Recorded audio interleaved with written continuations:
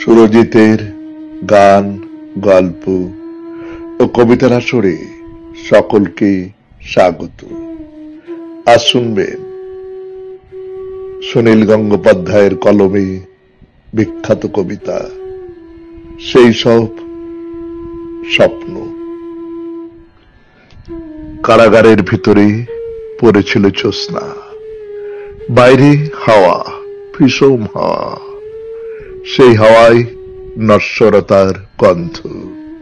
তবু ফাঁসির আগে দীনেশ গুপ্ত চিঠি লিখেছিল তার বৌদিকে, আমি অমর, আমাকে মারিবার সাধ্য কাহারও নাই। মধ্যরাত্রির আর বেশি দেরি নেই, প্রহরের ঘণ্টা বাজে, শান্তিও ক্লান্ত হয়।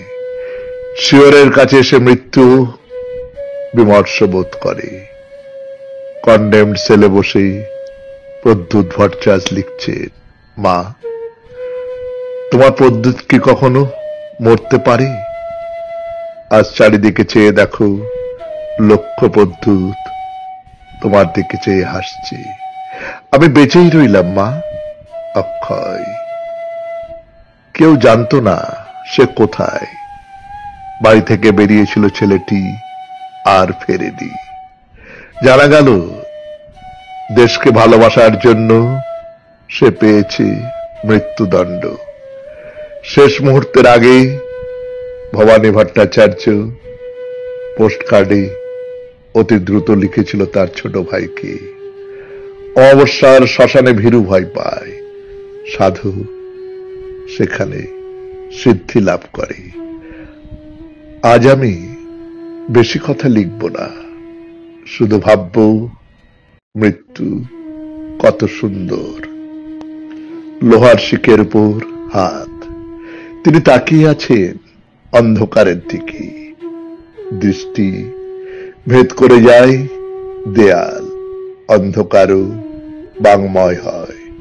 সূর্য সেন পাঠালেন তার শেষ বাণী, আমি তোমাদের জন্য কি রেখে গেলাম? শুধু একটি মাত্র জিনিস, আমার স্বপ্ন, একটি সোনালী স্বপ্ন। এক শুভ মুহূর্তে আমি প্রথম এই স্বপ্ন দেখেছিলাম। সেই সব স্বপ্ন এখনো বাতাসে উড়ে বেড়ায়, শোনা যায় নিঃশ্বাসের শব্দ।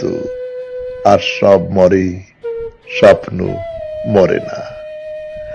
অমরত্বের অন্য নাম হয়। কানু, সন্তোষ, অসীমরা জেলখানার নির্মম অন্ধকারে বসে এখনো সেরকম স্বপ্ন দেখছে। নমস্কার, শুনলেন কবিতা সেই সব স্বপ্ন, কলমে সুনীল গঙ্গোপাধ্যায়, উচ্চারণে সুরজিৎ দাস, বাঁশিতে ধ্রুব ভর। সমগ্র অনুষ্ঠানটির সম্পাদনায় সুরজিৎ দাস।